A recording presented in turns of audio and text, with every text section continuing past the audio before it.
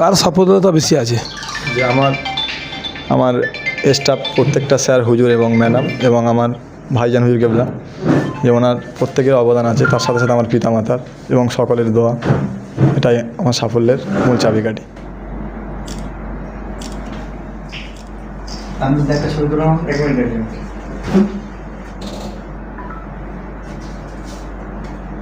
Jangipara block Sitapur দরবার শরীফ যে আলফারা mission থেকে ফাজেরে আজকে তুমি দ্বিতীয় হয়েছো, কার সফলতা বেশি আছে? যে আমার স্টাফ প্রত্যেকটা স্যার, হুজুর এবং ম্যাডাম এবং আমার ভাইজান হুজুর কেবলা, যে ওনার প্রত্যেকের অবদান আছে, তার সাথে সাথে আমার পিতামাতার এবং সকলের দোয়া, এটাই আমার সাফল্যের মূল চাবিকাঠি। এরপর কি ইচ্ছা আছে? আমি এরপর আরবি সাহিত্য নিয়ে পড়ার ইচ্ছা আছে। আরবি সাহিত্য নিয়ে পড়বো এবং জাঙ্গিপাড়াতে ভর্তি হব। মোটামুটি কতদিন যে আমি এর আগে কোথায় পড়তে? আমি এখানেই ক্লাস 3 থেকে আর পুরো ফাজিল পর্যন্ত পড়েছি, 16 থেকে আপনার 25 পর্যন্ত, 16 সাল থেকে। এরপরে জাঙ্গিপাড়া ভর্তি? জি। নাম? আমার নাম বাকি বিল্লা গায়েন। বাড়ি সাউথ 24 পরগনা, বাসন্তী, কলা হাজরা। ফুরফুরা ইয়ং মেন্স অ্যাসোসিয়েশনের পক্ষ থেকে আমরা আজকে আলফারা মিশনে এলাম এবং যে বাকি বিল্লা গায়েন আমার পাশেই আছেন তাকে আমরা সম্বর্ধিত করলাম এবং সম্বর্ধিত করতে পেরে আমি সম্পাদক হিসাবে নিজে গর্বিত এবং আমার ক্লাবও আনন্দিত। আমার ক্লাবের কর্মকর্তারা সকলেই এসেছেন আজকে বাকি বিল্লা গায়েনের সঙ্গে পরিচিতি হতে। বাকি বিল্লা গায়েনে যেটুকু আমরা কথা বলে জানতে পারলাম হচ্ছে কি ছোটো থেকে আলফারা মিশনে পড়াশোনা করছে এবং সত্যি কথা কি আজকে একটা তার জন্য একটা আনন্দের দিন। এবং আলফারের যে দায়িত্বে আছেন কর্ণধর বলতে পারি, তিনি হচ্ছেন তাইম সিদ্দিকী হুজুর আমাদের আছেন। তার দায়িত্বে, তার নেতৃত্বে যে আলফারা মিশন নিজস্ব ছন্দে চলছে, এটাই হচ্ছে তার প্রমাণ। কারণ প্রতি বছরই আমরা কিন্তু দেখতে পাই আলিমে কোনো না কোনোভাবে কিন্তু স্ট্যান্ড র্যাঙ্ক করছে, দ্বিতীয়, তৃতীয়, চতুর্থ, পঞ্চম এরকম প্রায় প্রতি বছর আমাদের একটা ওনারা ধারাবাহিকতা বজায় রেখে চলেছেন। সেই জন্য আমি তো বলি যে ছোট থেকে যে আলফারা মিশনে বাকিবুল্লাহ গায়েন পড়াশোনা করেছে সেটা হচ্ছে তার সত্যিই সে ভাগ্যবান এবং সে যে আজকে একটা জায়গায় এসেছে, আশা করি তার আগামী দিনের পথ চলা ভালো হোক। এবং তার সঙ্গে কথা বলে যেটা জানতে পারছিলাম যে তিনি হচ্ছে আরবি সাহিত্য নিয়ে পড়াশোনা করতে চায়, আরবি সাহিত্য চর্চা করতে চায়। এটা আমাদের কাছে খুবই আনন্দের, খুবই গর্বের। কারণ হচ্ছে আরবি সাহিত্য চর্চাটা হচ্ছে শুধু সাহিত্য পড়া না, আরবি সাহিত্য হচ্ছে এর ভিতরে অনেক কিছু আছে যেটা হচ্ছে আরবি সাহিত্যের মাধ্যমে আমরা অন্যান্য বিষয়গুলোকে জানতে পারবো।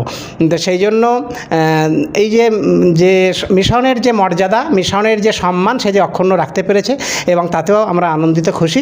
ফুরফুরা ইয়ং মেন্স অ্যাসোসিয়েশনের পক্ষ থেকে আবারও তাকে ধন্যবাদ, অভিনন্দন জানাচ্ছি এবং আলফারা মিশনের কর্ণধার হুজুরকেও আমরা ধন্যবাদ, অভিনন্দন জানাচ্ছি ইয়ং মেন্স অ্যাসোসিয়েশনের পক্ষ থেকে। রহমতুল্লাহি ওয়া বারাকাতুহু। প্রথমেই শিয়াখালা টিভির যারা সাবস্ক্রাইবার আছেন, ফলোয়ার আছেন, সকলকে আলফারা মিশন পরিবারের তরফ থেকে শুভেচ্ছা, ভালোবাসা জানাচ্ছি। আজকের এই সুন্দর সন্ধ্যায় আপনারা এসেছেন এবং বিশেষ করে ফুরফুরা ইয়ং ম্যান অ্যাসোসিয়েশন একটা অনেক পুরানো ক্লাব, যে ক্লাব এলাকার মানুষের সাথে অত্যন্ত ওতপ্রোতভাবে জড়িত এবং আমাদের হৃদয়েও সবসময় ইয়ং ম্যান অ্যাসোসিয়েশন একটা আলাদা আবেগ কাজ করে। কারণ ঈদের সময় ঈদ প্রীতি উৎসব হয়, আমরা ছোটোবেলা থেকেই সেই ক্লাবে যাতায়াত করি। তো আজকে অত্যন্ত ভালো লাগছে যে সেই ক্লাবের কর্মকর্তা যারা আছেন তারা আজকে আমাদের আলফারা মিশন পরিবারে এসেছেন। অন্তত আমরা এটা প্রমাণ করতে পেরেছি যে সত্যি যদি প্রকৃত শিক্ষা মানুষকে দেওয়া যায় তার সাফল্য আসে এবং সেই সাফল্যর পিছনে শুধু যে কেবল একটা মিশন, একটা টিচার জড়িত তা নয়, পুরো পরিবার জড়িত। যে আজকে যারা এসেছেন ইয়ং ম্যান অ্যাসোসিয়েশন, আজকে সত্যি এনারা এসে আমাদেরকে খুব উদ্বুদ্ধ করলেন, আমাদের কাজের দায়িত্ব আরও বেড়ে গেল, আমাদের কাজের ক্ষেত্রে কোনো গাফিলতির কোনো জায়গা রইল না।